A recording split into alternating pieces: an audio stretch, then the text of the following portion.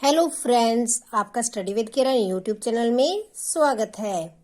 आज हम जो हमारा बायो का टॉपिक है लाइफ प्रोसेस वो डिस्कस करेंगे। ओके, तो लेट अस सी कि लाइफ प्रोसेस के अंदर कौन कौन से टॉपिक आएंगे और उनमें से कौन से टॉपिक हम आज डिस्कस करेंगे। ओके, लाइफ प्रोसेस जीवन प्रक्रिया। जीवन प्रक्रिया क्या होती है? हम जीते हैं, सांस लेते हैं, भोजन खाते हैं, ठीक है, बहुत सारी तरह की क्रियाएं करते हैं हमारे जीवन के अंदर। तो वो क्या हमारी जीवन प्रक्रिया है। दो तरह के होते हैं, एक लिविंग होते हैं, एक नॉन लिविंग होते हैं। हमारे इन्वायरमेंट के अंदर दो तरह की चीजें पाई जाती हैं, non living and living. Living के अंदर लाइफ प्रोसेस होता है, जीवित प्राणियों में जीवन प्रक्रिया होती है, नॉन लिविंग की नहीं होती। नॉन लिविंग और लिविंग में डिफरेंस कैसे करोगे? ये तो सबको पता है कि लिविंग जो मूवमेंट करते हैं, इनकी ग्रोथ होती है, रिप्रोड्यूस करते हैं। नॉन लिविंग ना मूवमेंट करते हैं, ना इनकी ग्रोथ होती है, ना ये रिप्रोड्यूस अपने आप होते हैं। ओके, तो जो हमारी साइंस के अंदर ये टॉपिक दिया है लाइफ प्रोसेस, इसके अंदर कौन कौन से टॉपिक आते हैं पहले हम वो देखते हैं। इसके अंदर आता है nutrition, transportation,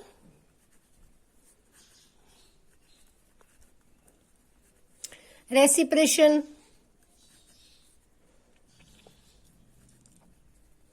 and extortion.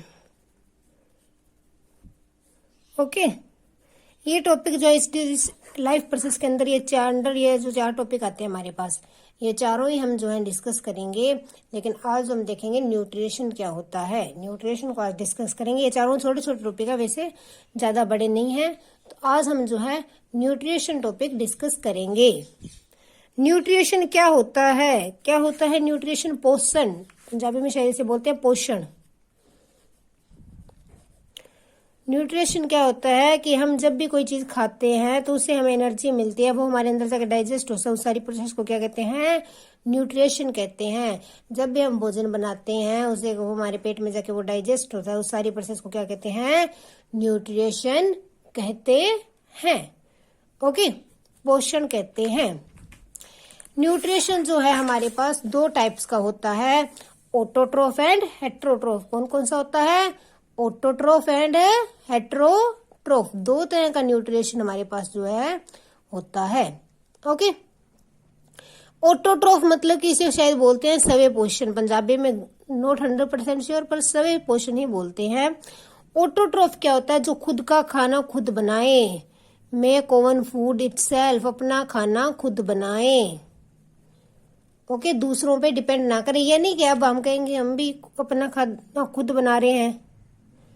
Okay, तो वो नहीं, अपना खाना जो और किसी भी बने बनाई चीज पे डिपेंड ना करे, अपना खाना खुद बनाए, उन्हें क्या कहते हैं? ऑटोट्रोफ। इसके अंदर क्या आते हैं? ग्रीन प्लांट्स आते हैं। क्या आते हैं? ग्रीन प्लांट्स, जो कि अपना खाना मतलब अपने भोजन की जो है रॉ मटेरियल भी अपने खुद सारा कंप्लीट प्रोसेस खुद करते हैं। देखो क्या करते हैं, वो प्रकाश संश्लेषण करते हैं ना, संवेग पोषी कहते हैं उन्हें। ग्रीन प्लांट क्या करते हैं? सनलाइट, कार्बन डाइऑक्साइड, वाटर और क्लोरोफिल की मदद से अपना भोजन खुद तैयार करते हैं। हम तो उनके ऊपर डिपेंड करते हैं, पौधों द्वारा बनी हुई चीजों पे, सब्जियां ले लिया, जानवरों के ऊपर हम डिपेंड करते हैं। लेकिन पौधे जो हैं अपना भोजन खुद तैयार करते हैं। किससे? Sunlight, CO2, water and chlorophyll. तो जो अपना खाना खुद बनाए उन्हें क्या कहते हैं? ऑटोट्रोफ। और जो दूसरों पे डिपेंड करे उन्हें क्या कहते हैं? हेट्रोट्रोफ। डिपेंड ऑन, एक minute, sorry I will check.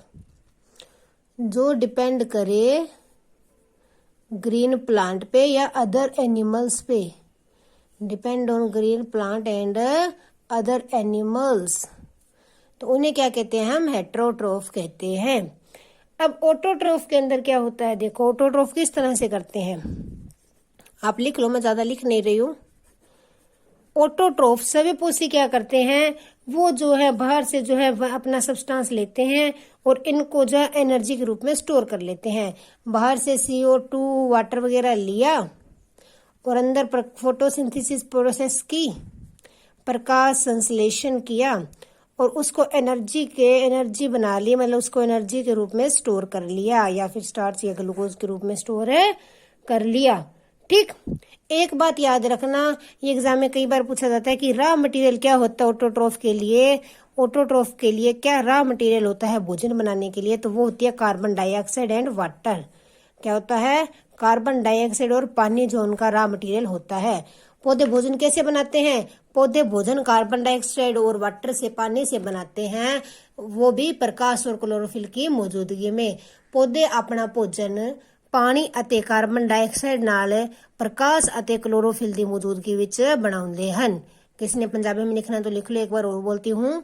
पौधे अपना भोजन पानी ਅਤੇ कार्बन डाइऑक्साइड राਹੀਂ प्रकाश ਅਤੇ क्लोरोफिल ਦੀ मौजूदगी ਵਿੱਚ ਬਣਾਉਂਦੇ ਹਨ। ओके,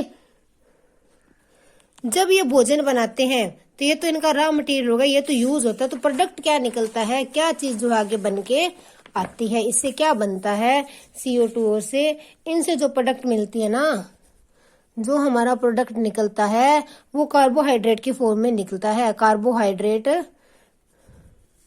कार्बोहाइड्रेट की फॉर्म, जैसे कि लाइक ग्लूकोज या फिर ग्लूकोज के अंदर जो है ये निकलता है। ओके, लेकिन ये प्रोसेस जो है प्रकाश संश्लेषण के प्रोसेस के लिए क्या क्या चीज जरूरी है ये भी याद रखना। कार्बन डाइऑक्साइड और वाटर तो इसके कतरा मटेरियल है ही, ठीक, ये इनके तो बिना तो बन ही नहीं सकता। और इसके लिए और क्या जरूरी है? इसके लिए जो है सनलाइट भी जरूरी है और क्लोरोफिल भी जरूरी है। अगर वो नहीं होंगे तो भी प्रोसेस जो है वो हमारी भोजन बनाने की कंप्लीट नहीं होगी। तो सनलाइट और क्लोरोफिल भी इसके लिए जरूरी है। तो जो इनके अंदर रिएक्शन होता है ना, वो रिएक्शन लिख लो आप। सॉरी, जो फोटोसिंथेसिस में रिएक्शन होता है वो क्या होता है? कार्बन डाइऑक्साइड प्लस वाटर जब ऐड होते हैं, ये मैं बैलेंस करके लिख रही हूँ इसलिए 12 वगैरह लगा रही हूँ यहाँ पे 12 लिखना। जब कार्बन डाइऑक्साइड और वाटर रिएक्ट करते हैं किसके मौजूदगी के अंदर? क्लोरोफिल और सनलाइट की मौजूदगी के अंदर। जब ये रिएक्ट करते हैं तो क्या बनता है? यहाँ पे लिख लिया उनका प्रोडक्ट, ग्लूकोज बनता है। क्या बनता है? ग्लूकोज बनता है, ऑक्सीजन निकलती है और पानी भी बनता है। ये क्या है? ग्लूकोज है। अगर एग्जाम में पूछे ना ग्लूकोज का फार्मूला तो याद रख लेना, इंपॉर्टेंट है, ये पूछा जा सकता है। C6H12O6। और क्या होता है? ऑक्सीजन पैदा होती है और पानी भी निकलता है। तो ये इसका रिएक्शन है फोटोसिंथेसिस का, पौधों में भोजन बनाने की प्रक्रिया का। ओके,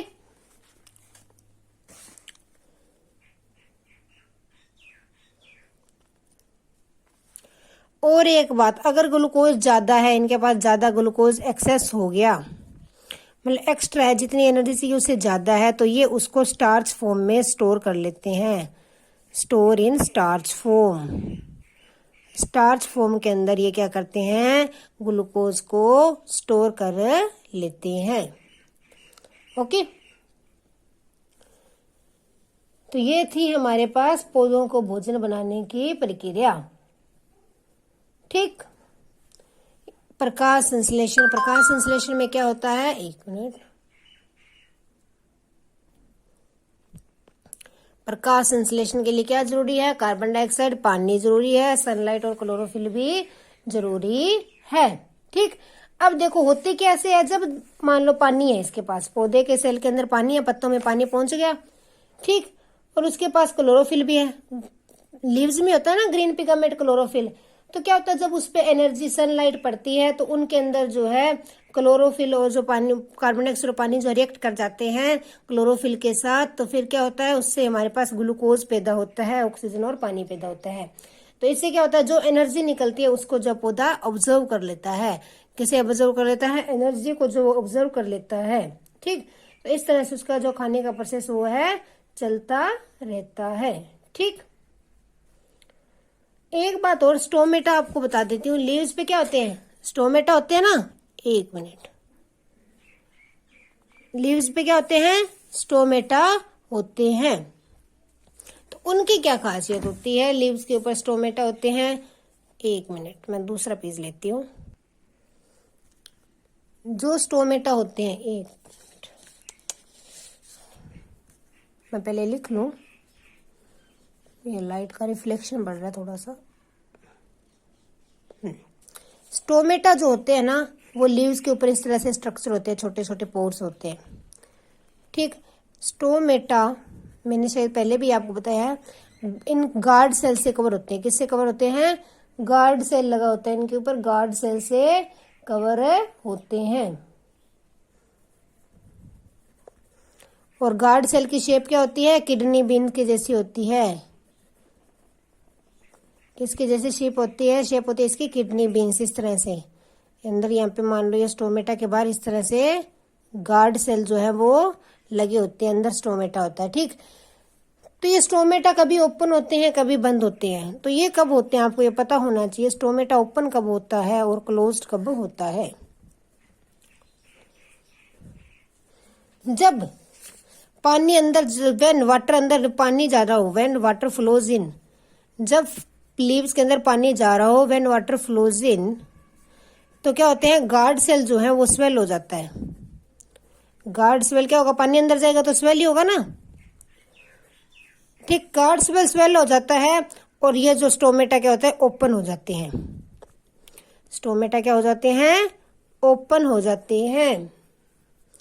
ओके, और क्लोज कब होते हैं? जब अंदर पानी नहीं है, जब पानी अंदर कम है। पानी अगर कम है अंदर सेल में तो सेल क्या होगा? श्रिंक होंगे ना। तो गार्ड सेल क्या हो जाएंगे? श्रिंक हो जाएंगे और स्टोमेटा जो है वो क्लोज हो जाएगा। स्टोमेटा क्या हो जाएगा? क्लोज हो जाएगा। क्योंकि अगर अंदर पानी नहीं है तो सेल श्रिंक ही होगा, सेल श्रिंक होगा तो स्टोमेटा क्या हो जाएगा? क्लोज हो जाएगा। ओपन कब था? जब पानी अंदर जाता है तो गार्ड सेल स्वेल हो जाता है तो स्टोमेटा ओपन हो जाता है। जब पानी अंदर नहीं होता तो गार्ड सेल श्रिंक हो जाता है और पानी और स्टोमेटा बंद। तो अभी हमने क्या देखी? ऑटोट्रोफिक न्यूट्रिशन, पौधों के अंदर न्यूट्रिशन किस तरह से होता है, इस प्रोसेस को क्या कहते हैं? पौधों के भोजन बनाने के प्रोसेस को क्या कहते हैं? प्रकाश संश्लेषण। ओके, एक बात और, कुछ प्लांट्स जो है ना वो पैरासाइट और सेप्रोट्रोफिक भी होते हैं, वो यहाँ भी बता देती हूँ मैं। जो नॉन ग्रीन कलर के प्लांट है वो कुछ पैरासाइट होते हैं। अमरवेल सबने सुनी होगी, साइंस में बोलते हैं कसकटा, और नॉर्मल लैंग्वेज में बोलते हैं अमरवेल। वो क्या होती है? पैरासाइट होती है।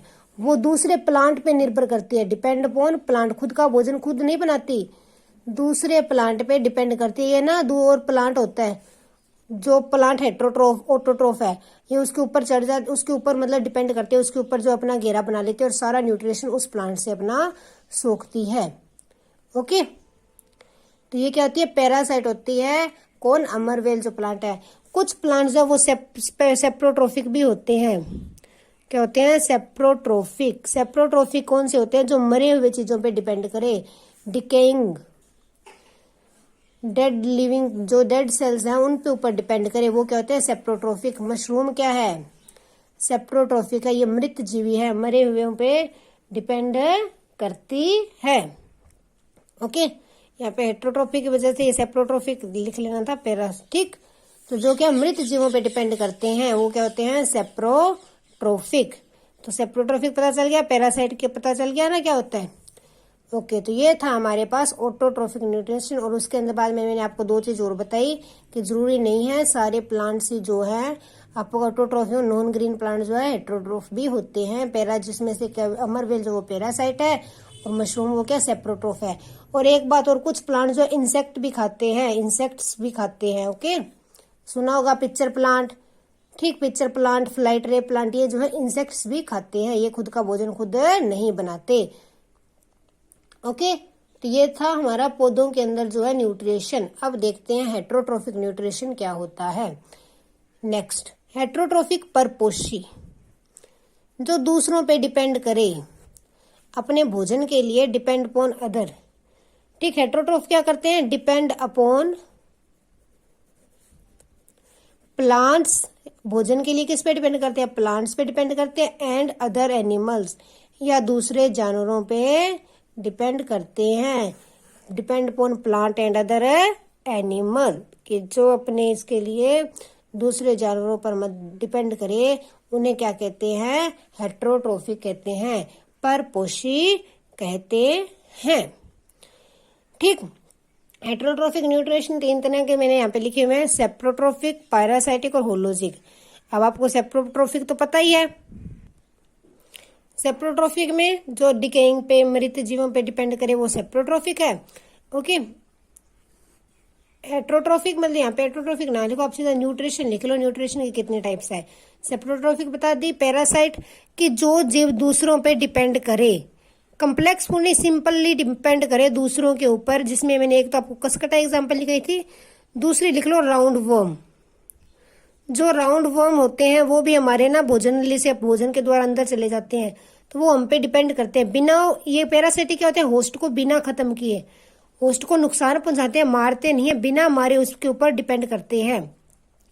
ठीक। तो जो पैरासाइटिक के अंदर कसकटा और राउंड वर्म। होलोजोनिक क्या होता है, जब हम कोई भी कम्प्लेक्स फूड प्लांट वगैरह से या फिर किसी और चीज से कम्प्लेक्स फूड लेते हैं, मतलब बना हुआ तैयार किया हुआ भोजन, प्लांट के अंदर तैयार किया हुआ भोजन होता है, और जब फल खाते हैं, सब्जियां खाते हैं, उनके अंदर एनर्जी होती है फुल्ली, तो वो क्या होता है, कम्प्लेक्स फूड जो है हम अंदर लेते हैं, इंजेक्शन वगैरह प्रोसेस इस तरह से प्रोसेस होती है, इंजेक्शन, डाइजेशन, तो वो क्या होते हैं, होलोजिक होते हैं।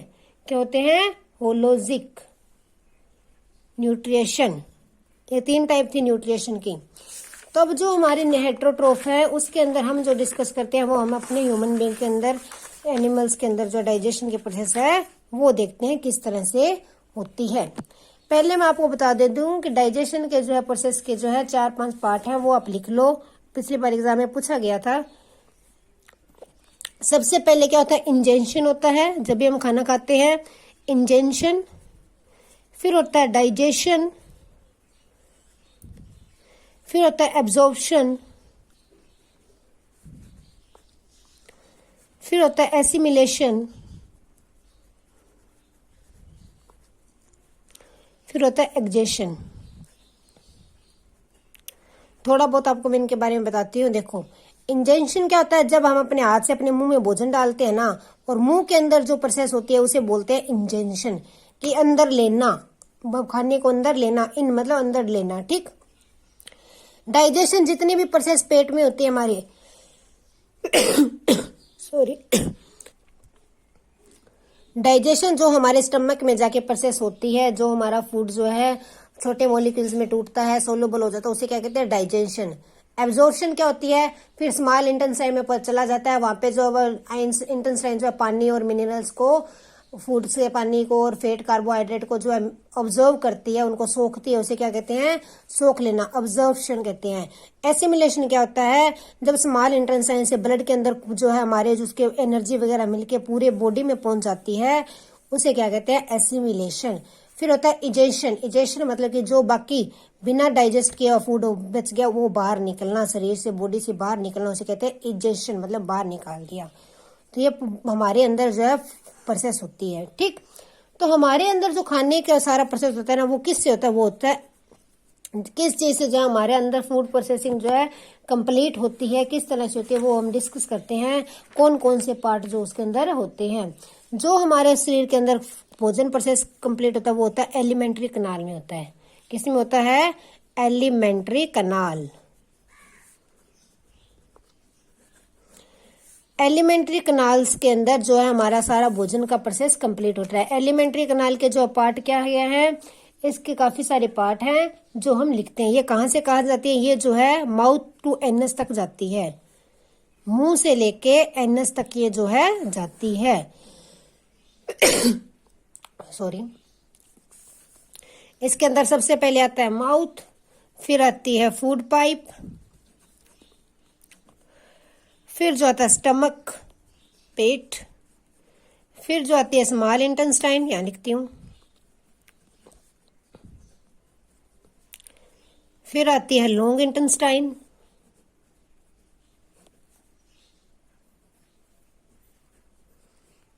लार्ज इंटेस्टाइन, और देन आता है एनस। फिर जो एनस से भोजन जो है बाहर निकल जाता है। तो एलिमेंट्री कनाल कहां से जाती है, माउथ टू एनस तक जाती है। तो हमारे भोजन की डाइजेशन की प्रक्रिया ना मुंह से शुरू हो जाती है। कहां से शुरू हो जाती है, मुंह से। तो सबसे पहले माउथ से ही शुरू हो जाती है। माउथ के अंदर क्या होता है वो लिखो सॉरी। माउथ के अंदर टीथ होते हैं, टंग होती है, और क्या होता है, सेलिवरी ग्लैंड्स होती हैं। अब आप इनके प्रोसेस अलग अलग लिख लो, लिखने हैं तो मैं आपको बताती हूँ। देखो, जो हमारे दांत हैं मुंह में जाते ही, दांत किसके अंदर मुख्य क्या करते हैं, दांत जो है भोजन को काटने में, फूड को क्रश करने में मदद करते हैं। फूड को क्या करते हैं, क्रश कर देते हैं, क्रश कर देते हैं और उसे छोटे पार्ट्स में डिवाइड कर देते हैं। उसे क्या कर देते हैं, छोटे छोटे भागों में तोड़ देते हैं। ओके। जो हमारी सेलिवरी ग्लैंड्स हैं, क्या है, सेलिवरी ग्लैंड्स हैं, जो हमारी ग्रंथियां हैं, वो क्या करती हैं, जो सेलिवरी ग्लैंड्स है वो सेलिवा रिलीज करती हैं। क्या रिलीज करती हैं, सेलिवा रिलीज करती हैं, जिससे जो हमारा फूड है, सेलिवा से क्या होता है, हमारा फूड जो है वो सॉफ्ट हो जाता है। क्या हो जाता है, फूड को सॉफ्ट बना देती हैं। ठीक, जो सेलिवा रिलीज होता है, टंग क्या करती है, टंग जो है सेलिवा और फूड को मिक्स करती है आपस में। सेलिवा विद फूड, सेलिवा और फूड को आपस में मिक्स करती है जो हमारी टंग होती है। तो मुंह के अंदर क्या होता है, दांत जो छोटे पार्टों में डिवाइड करते हैं, सेलिवरी ग्लैंड जो है अपना सेलिवा रिलीज करते हैं, एंजाइम्स जो है डाइजेस्टिव एंजाइम रिलीज करती हैं। ठीक, और टंग जो उसके साथ फूड को मिला देती है, तो फूड हमारा क्या हो जाता है, सॉफ्ट हो जाता है। फूड क्या हो जाता है, सॉफ्ट हो जाता है। तो ये सारा प्रोसेस जो हमारा सबसे पहले किसमें होता है, माउथ के अंदर होता है। अब माउथ से जो हमारा नेक्स्ट है वो चला जाता है, ये हमारा खाना सॉफ्ट हुआ, ये चला जाता है ओसफोगस के अंदर। कहाँ चला जाता है, ओसफोगस, फूड पाइप जिसे बोलते हैं। ओसफोगस के अंदर चला जाता है भोजन नली, जिसे हम कहते हैं फूड पाइप। माउथ से जो है ये फूड पाइप में चला जाता है। तो फूड पाइप में क्या होता है, फूड पाइप जो इस तरह से रिदमिक में चलती है, कभी कंट्रैक्ट होती है, कभी रिलैक्स होती है, तो इस तरह से भोजन को नीचे पहुंचा जाती है, नीचे की तरफ धकेलती है। इसका इतना ही काम है कि भोजन को नीचे की तरफ धकेलती है। तो फूड पाइप से जो नेक्स्ट है हमारा भोजन, वो फिर हमारे कहाँ चला जाता है, स्टमक के अंदर चला जाता है, पेट के अंदर पहुंच जाता है, स्टमक के अंदर पहुंच जाता है। ठीक, जब स्टमक के अंदर पहुंचता है भोजन, तो वहां पे क्या होता है, डाइजेस्टिव जूस होते हैं। स्टमक में क्या होते हैं, डाइजेस्टिव जूस होते हैं। स्टमक के अंदर जो डाइजेस्टिव जूस होते हैं सॉरी, इसके अंदर जो है HCl होता है। ठीक, इसके अंदर क्या होता है, HCl होता है। स्टमक के अंदर हमारे अंदर जो है HCl होता है और डाइजेस्टिव जूस होते हैं। तो वो क्या करते हैं, वो जो हमारे जो भोजन है, जो हमारा खाना है, इसको क्या करते हैं, सो उसको डाइजेस्ट करते हैं, उसको सिंपल फॉर्म के अंदर तोड़ देते हैं। क्या करते हैं, उसको छोटे छोटे पार्ट्स के अंदर तोड़ देते हैं, उसको सोलूबल जो है बना देते हैं। एक मिनट,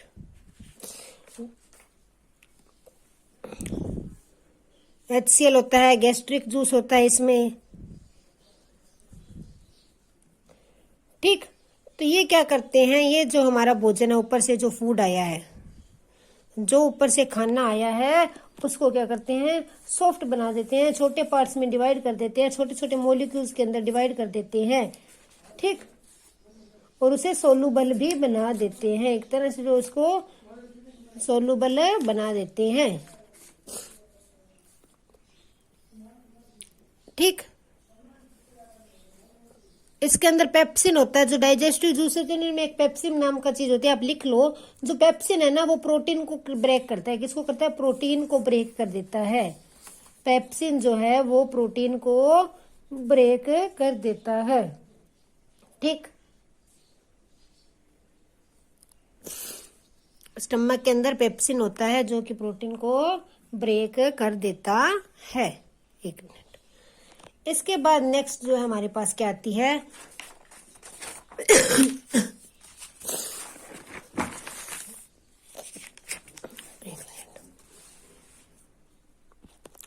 स्टमक के बाद जो हमारा भोजन है वो कहाँ जाता है, स्मॉल इंटेस्टाइन में जाता है। कहाँ जाता है, स्मॉल इंटेस्टाइन, छोटी आंत। नाम इसका छोटी आंत है, लेकिन ये हमारी एलिमेंट्री कनाल की सबसे बड़ी जो है पार्ट है। क्या है? सबसे बड़ा पार्ट है एलिमेंट्री कनाल का। कौन सा? Small intestine. कौन सा? Small intestine. ठीक, ये जो है सबसे बड़ा होता है।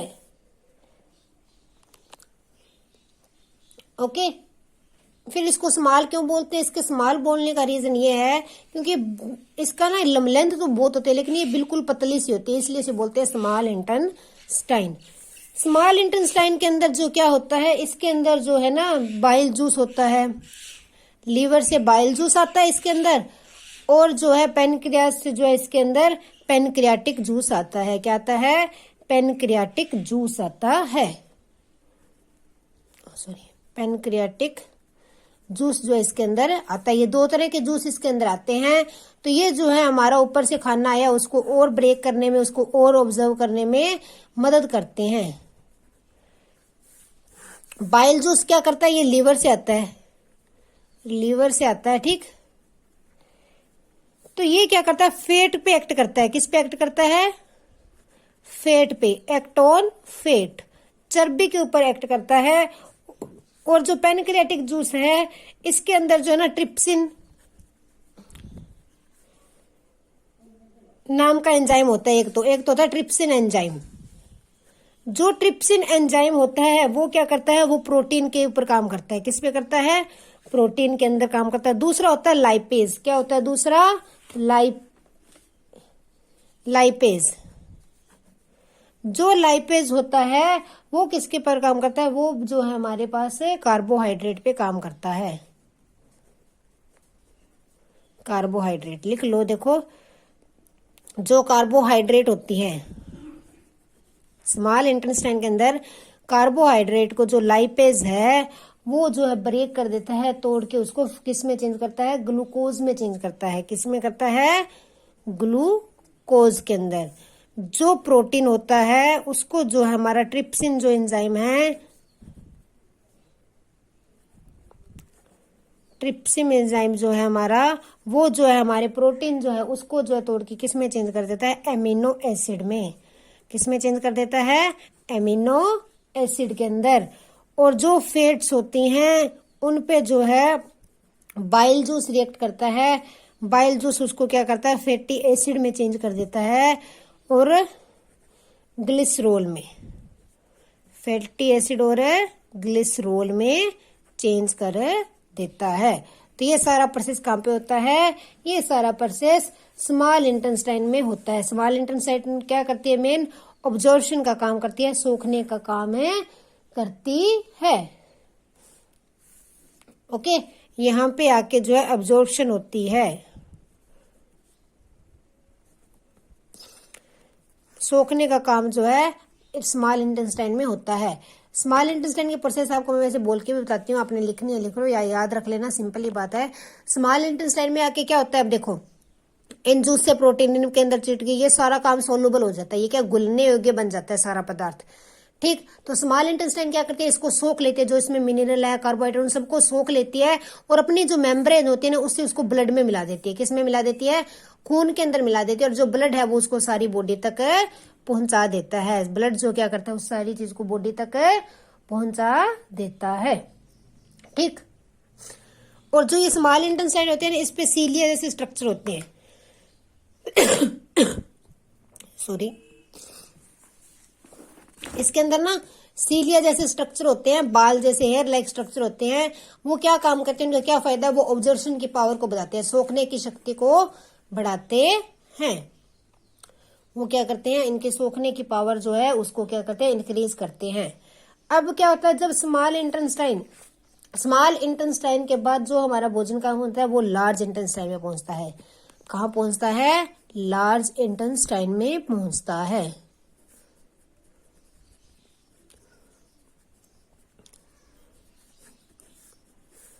लार्ज इंटेस्टाइन, यहाँ पे जो भोजन अनएब्जॉर्ब्ड है, जो एब्जॉर्ब नहीं हुआ, ठीक है, अनएब्जॉर्ब्ड फूड जो था, अनएब्जॉर्ब्ड फूड जो है यहाँ पे आता है। ठीक, जो अनपचा हुआ अनसोखा हुआ भोजन जो यहाँ पे पहुंच जाता है, तो लार्ज इंटेस्टाइन क्या करती है, उसके अंदर से वाटर को अब्जॉर्व कर लेती है।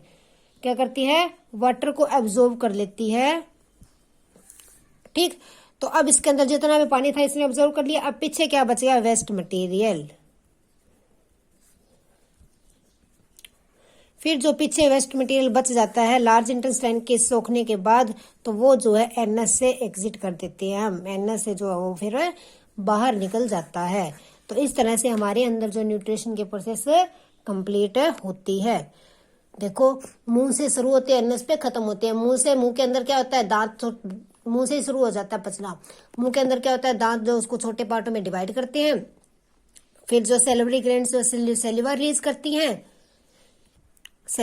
करती हैं, तो वो सैलिवा को और जो टूटे हुए खाने को जो है टंग मिला देती है आपस में, तो वो सॉफ्ट बन जाता है। जब वो सॉफ्ट हो जाता है तो वो हमारी ओसफोगस से नीचे चला जाता है, ओसफोगस से स्टमक में चला जाता है। स्टमक के अंदर HCl और गैस्ट्रिक जूस होते हैं, जो इसको छोटे मॉलिक्यूल्स में तोड़ देते हैं और उसे सिंपल बना देते हैं, सो बिल्कुल सॉफ्ट बना देते हैं, ताकि वो ऑब्जर्व के लिए बिल्कुल काबिल हो जाए। फिर स्टमक से वो जो स्मॉल इंटेस्टाइन में चला जाता है। स्मॉल इंटेस्टाइन के अंदर जो है बाइल जूस और जो है पेनक्रियाटिक जूस होते हैं, वो सब मिलके उसको जो है इतना मतलब उसको बिल्कुल तोड़ देते हैं, हर एक चीज को कन्वर्ट कर देते हैं कि वो सोलुबल बन जाए। और स्मॉल इंटेस्टाइन के मेम्ब्रेन क्या करती है, जब वो सोलुबल चीजें उनको खून के अंदर मिक्स करके सारी बॉडी तक फिर खून उसे पहुंचा देता है, एनर्जी को। ओके, तो उसके बाद जो फूड जो है अनअब्जॉर्व रह जाए, जो हमारा अब्जॉर्व नहीं हुआ जो वो रह जाए, वो उसका क्या होता है, अनअब्जॉर्व जो फूड होता है, फिर वो हमारे जो है लार्ज इंटेस्टाइन में चला जाता है। जब लार्ज इंटेस्टाइन में चला जाता है तो क्या होता है, फिर जो वहां से वो लार्ज इंटेस्टाइन थोड़ा बहुत पानी वो उसमें से ऑब्जर्व कर लेती है। ठीक, ऑब्जर्व करके, और जो अनपचा हुआ वेस्ट मटेरियल है वो फिर हमारे एनएस से बाहर चला जाता है। ठीक, एक अमीबा के बारे में और लिख लो। जो अमीबा होता है ना, पूछा जा सकता है अमीबा जो है ना किस तरह से भोजन लेता है, आपको मैं सिर्फ बता देती हूँ। देखो, अमीबा किस तरह से स्ट्रक्चर होती है, ये इसको सूडोपोडिया बोलते हैं, बाहर वाली परत को। मान लो यहाँ पे भोजन पड़ा है, तो ये अमीबा क्या करेगा, अपनी परत को इस तरह से बढ़ाएगा, भोजन के पास ले गया। ठीक, फिर उसको इस तरह से अपने अंदर कवर करने की कोशिश करेगा। एक मिनट, ये तो गलत हो गया, इस तरह से। ठीक, फिर ये अपने अंदर इस भोजन को ले लेगा, भोजन इसके अंदर आ गया। जब इसको बाहर निकलना है तो वहां जहां से बाहर निकलना है वहां से सुंगड़ा के इसको बाहर जो है बाहर कर देगा। ठीक है, तो अमीबा जो अपना इस तरह से प्रोसेस जो करता है, खाने की प्रोसेस जो अंदर खाना इस तरह से लेता है। इसको क्या कहते हैं, इसको ना फेनेगोटाइसिस कहते हैं। क्या कहते हैं, फेगोटाइसिस। अमीबा की खाने के प्रोसेस का नाम पूछ सकते हैं तो ये किसी के कहते हैं सॉरी, फेगोकाइटोसिस।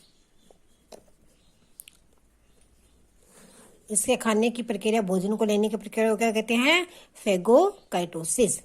तो आज हमने क्या डिस्कस किया, आज हमने न्यूट्रिशन डिस्कस किया, प्लांट के अंदर और एनिमल के अंदर।